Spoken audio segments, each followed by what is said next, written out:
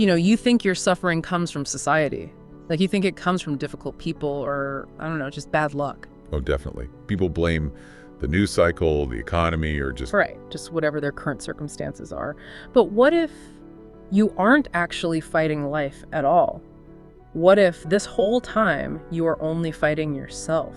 Wow, yeah. And because you're fighting yourself, the world just appears hostile, like a reflection of that internal battle. So today's source material, excerpts from The War Within by Soul Philosophy, argues exactly that. It's a profound paradigm shift, really. It claims our modern exhaustion isn't actually caused by our jobs or crazy schedules. It's caused by the sheer, unquantifiable energy it takes to maintain the person we are, pretending to be. We expend so much of our life force battling the external world, completely convinced that the environment around us is inherently against us. Yeah. But when you really start to analyze the friction in your daily life, you realize the call is almost always coming from inside the house. Okay, let's unpack this. Because I want you, the listener, to really look inward as we go through this deep dive. To understand this inner civil war, we have to look at the massive, honestly almost comical disconnect between human progress and human self-awareness. Comical is a good word for it, actually. Right. I mean, modern civilization has achieved extraordinary things. We've split the atom, we've mapped the human genome, created AI, connected continents. Yeah, the technological leaps are staggering. But despite all of that external mastery, millions of us are just total strangers to our own minds. What's fascinating here is that this paradox isn't just a glitch in the system. It has essentially become the defining tragedy of our age. How so? Well, think about the ratio of data to wisdom right now. We possess infinite information. I mean, we've never had more data, more connectivity, or more access to history. Oh, for sure. We carry the sum of human knowledge in our pockets. Exactly. But our actual understanding of the human condition hasn't scaled with it at all. The external world has advanced at a breakneck pace, driven by science and industry. But the inner world, the emotional and psychological landscape, has been left completely unattended. I always think of it like an incredibly brilliant architect, right? Someone who can engineer magnificent, gleaming skyscrapers, build complex subway networks, and design entire smart cities. Right. But the house they actually live in is just falling apart. The foundation is cracked, the roof caves in every time it rains, but they just ignore it to go build another skyscraper. That's a perfect analogy. And the core argument we're looking at today highlights a really tragic irony from the text, which is whatever remains unconscious eventually becomes a war. And that warning, it isn't new. If we connect this to the bigger picture, ancient thinkers observed this exact phenomenon long before smartphones or corporate ladders even existed. Yeah, the text brings up several of them. It does. Whether you're looking at the writings of Lao Tzu, the dialogues of Socrates, the teachings of the Buddha, or the journals of the Stoics, they all zeroed in on this invisible struggle. They saw the same pattern. They realized that the most destructive wars weren't between nations or empires. They were between the divided parts of the human being. They all kind of arrived at the same conclusion from totally different angles, didn't they? Like Lao Tzu talking about how knowing yourself is true wisdom, or Socrates with his whole know thyself thing. It seems like a universal human constant. It absolutely is. I mean, Yeah. the Buddha didn't abandon his royal life to go conquer neighboring territories. He left to decode the mechanics of human suffering. Right. The yogic masters of India described the restless, untamed mind as the ultimate source of bondage. We're talking about completely different languages, different continents, different eras, and entirely different cultural contexts. But the exact same discovery. Identical. Human beings suffer largely because they are deeply divided against themselves.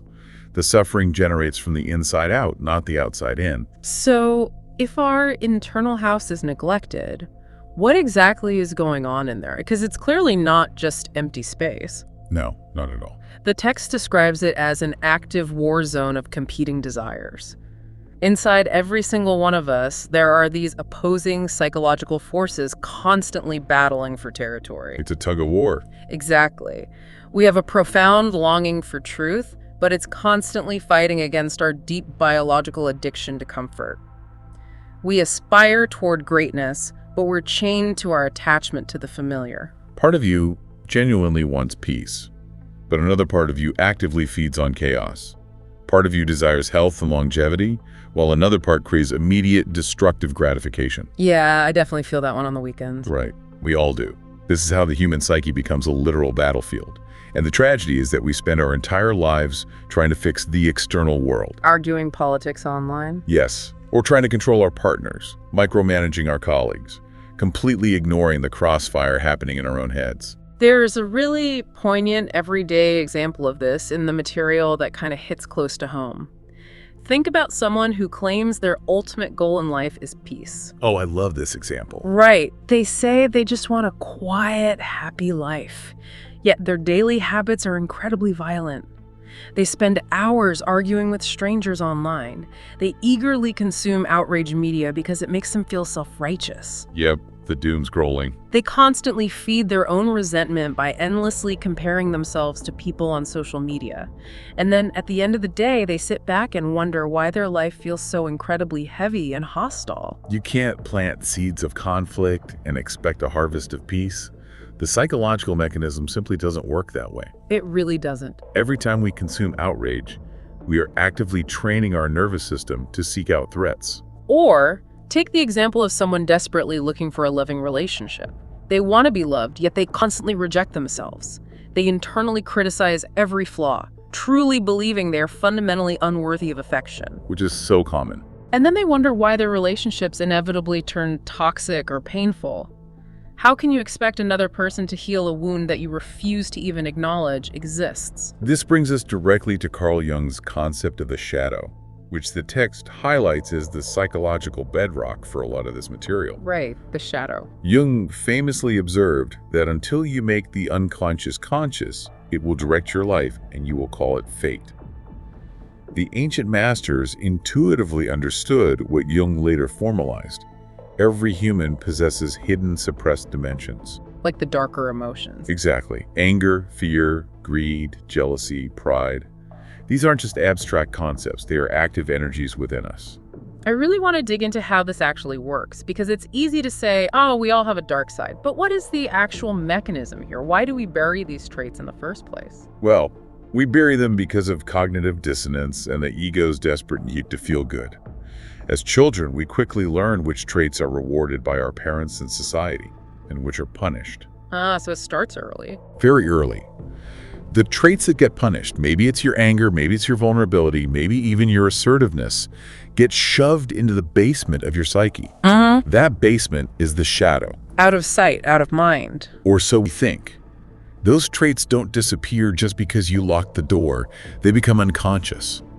And the defense mechanism your ego uses to avoid the painful realization that you possess these quote-unquote bad traits is projection. Projection. Yeah.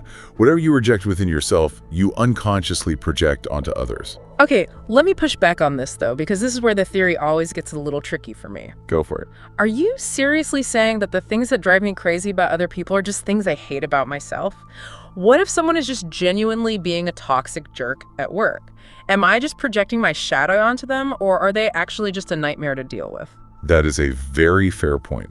Because, I mean, where is the line between my shadow and someone else's objectively bad behavior? That is the perfect question to ask, because it's a very common misunderstanding of shadow work. The point isn't that the toxic coworker is an illusion. Right, they exist. They might very well be objectively difficult, selfish, or arrogant. The shadow isn't responsible for their behavior. The shadow is responsible for your disproportionate emotional reaction to their behavior. Oh, interesting. Okay, so it's about the intensity of my reaction. Exactly. If someone is being arrogant and you just calmly recognize it and set a boundary, well, that's just observation. That's just a healthy response. Right. But if their arrogance deeply triggers you, if it ruins your whole day, if you find yourself ranting about them to your partner for an hour over dinner, that intense emotional charge is your shadow. Oh, wow. Your ego is having a violent reaction because that person is mirroring a repressed part of you. Perhaps you severely judge your own pride, or maybe you secretly harbor a deep fear of being seen as incompetent, and their arrogance threatens to expose that.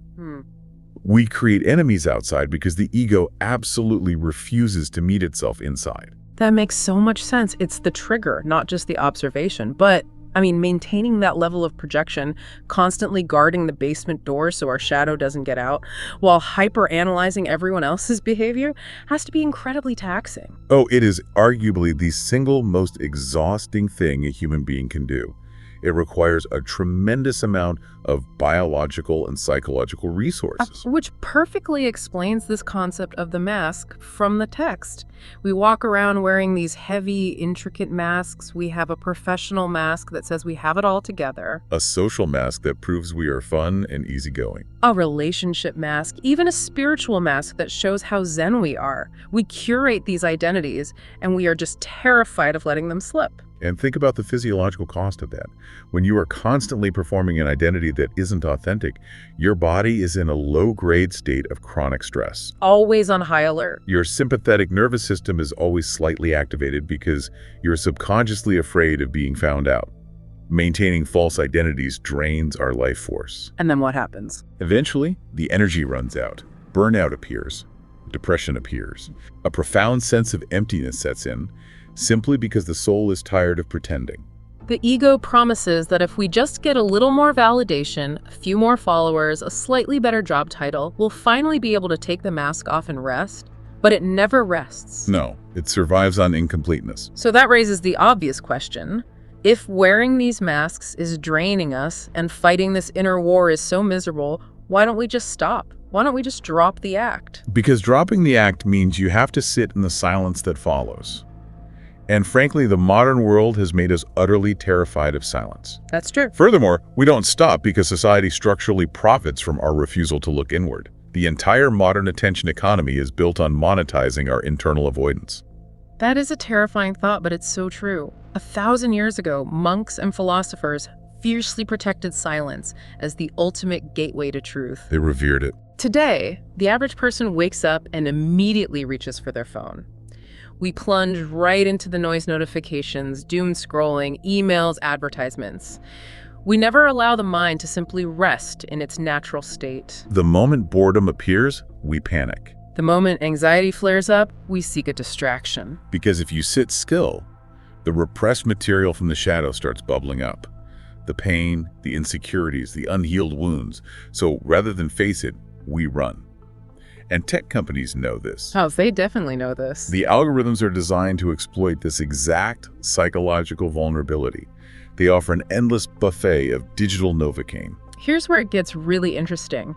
It's like having malicious software like malware running in the background of your computer. You keep opening new apps, downloading new programs, and wondering why your battery is draining so fast and the fan is just screaming. Right. But instead of opening the activity monitor to find the virus that's actually causing the problem, you just buy a louder pair of headphones to drown out the sound of the fan. That is a phenomenal way to frame it.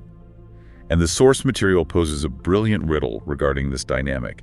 It asks, if your attention creates your reality, who controls your life? You, or whatever controls your attention. Wow. A distracted person, a person disconnected from their internal activity monitor, is significantly easier to influence, to sell to, and to control. And we don't just do this to our minds. We wage an active war on our bodies to avoid feeling things.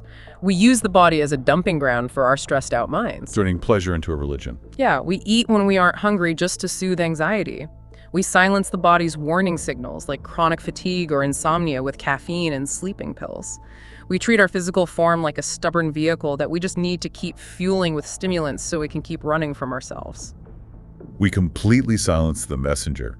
The body's always keeping score, always trying to communicate our internal state, but we refuse to translate the message. Okay, so we're running malware, our battery is dying, and we are constantly distracting ourselves with noise so we don't have to look at the screen. How do we actually run the diagnostic? That's the million-dollar question. How do we stop running and end this inner war? Because what I love about this material is that it doesn't just diagnose the modern sickness, it outlines the actual strategies used by ancient masters to achieve integration. Right. They approach transformation as a practical, strategic process. And the very first step of that process is simply observation. Just watching. Yes, before you try to fix anything, you just have to watch. Watch your thoughts, your emotional triggers, your habits. But the key here, and this is where most people fail, I think, is that you have to observe without judgment. Why is the non-judgmental part so critical? Because the moment you judge a thought as bad, you are back in the Civil War. You are fighting yourself again. Making up a weapon. Exactly. When you observe without judgment, you are activating a different part of your brain. You are separating the observer from the thought. You begin to realize, I am not my anxiety. I am the consciousness that is experiencing the anxiety. That simple shift in perspective begins to dismantle the ego's power. But the reality is when you start observing, it gets uncomfortable fast, which leads to the next phase of the strategy. You have to stop escaping. You have to sit with it. Right. When that wave of loneliness or boredom hits you on a Tuesday night, you have to actually sit with the discomfort instead of immediately numbing it with a glass of wine or an hour of scrolling. Because the psychological rule is what you resist persists. But what you bring into the light of understanding begins to transform. And to do that, you have to aggressively protect your attention. This is the third strategy. If attention is your life force, the currency of your reality, you have to stop giving it away for free to every notification and outrage peddle. It's too valuable. It is. You have to actively curate what enters your mind, because your mind will inevitably take the shape of whatever it repeatedly consumes. There is a very famous story in the text that we've probably all seen quoted on the internet a million times. It's the old Cherokee parable of the two wolves. Oh, yes. It describes these two wolves fighting inside every person. One wolf is fear, anger, envy, and resentment. The other wolf is compassion, wisdom, truth, and peace. And the punchline is always, which wolf wins? The one you feed. We've all heard the cliche. Right. But what the source material does is strip away the cliche and reveal the actual neurological reality behind it. Yes, it moves it from a cue metaphor into practical neurobiology. When the story talks about feeding a wolf, it is literally talking about neuroplasticity. There's a concept in neuroscience called Hebb's law. Neurons that fire together wire together. Exactly. Every time you indulge in a resentful thought, you are physically strengthening the neural pathway for resentment. You are making it biologically easier to feel resentful tomorrow. Wow. And conversely, every time you choose patience in a frustrating moment, you are carving a new neural pathway for peace. Destiny isn't created by dramatic, movie moment epiphanies. It's created by micro-choices. So when your coworker is arrogant, and you choose to observe your trigger instead of snapping back, you just fed the right wolf. It happens thought by thought. But here's where we have to be very careful, and where ancient wisdom diverges from a lot of modern self-help. The goal is not to violently murder the bad wolf. Because that just creates another war. Exactly. The final step of the strategy is integration. Ancient wisdom never sought extremes. It sought harmony. Integration, not domination. Precisely. You don't try to destroy your capacity for anger, you integrate it and channel it into setting healthy boundaries. You don't try to eradicate your fear, you understand it and use it as prudence. That's a huge distinction. It changes everything. You balance logic with intuition, action with rest, discipline with surrender. Extremes always create conflict. Balance creates order. So what does this all mean for you? It means we have to completely redefine our idea of success and victory. I mean, history books are filled with the names of conquerors. Alexander the Great conquered half the known world, but he couldn't conquer his own impulses. Julius Caesar conquered empires, but he couldn't conquer his own ego. Right. History remembers conquerors, but ancient wisdom remembers masters. Because true power isn't the ability to dominate the external world. The greatest, most difficult victory a human being can achieve is mastery over themselves. The return to peace doesn't happen through force. It happens through profound understanding. Beneath the fragile identity you've constructed, beneath the career anxiety, the social masks, and the endless digital noise, there's a core part of you that remains untouched. Some traditions call it the self. Some call it the Tao or Buddha nature or pure awareness. The label really doesn't matter. What matters is recognizing that the external world was never your enemy. Even your darkest emotions. Even your darkest, most difficult emotions were never your enemies. They were just mirrors and messengers. They were the activity monitor trying to show you where you were disconnected, calling you back toward wholeness. Freedom isn't having the most money or the highest status. True freedom is the end of the war within. As the old proverb goes, a person who conquers others possesses strength, but a person who conquers themselves possesses true power. I want to leave you with a final thought to mull over today. We've talked a lot about the masks we wear and the distractions we use to avoid ourselves. Next time you are standing in line at the grocery store or sitting in a waiting room and you feel that overwhelming, almost physical urge to pull out your phone and scroll, We all know that feeling. I want you to pause for just 5 seconds. Ask yourself, what exactly am I so afraid of being left alone with right now? And more importantly, who is profiting off of my fear of the silence? Perhaps enlightenment isn't about becoming extraordinary at all. Perhaps it is simply having the courage to finally end the war.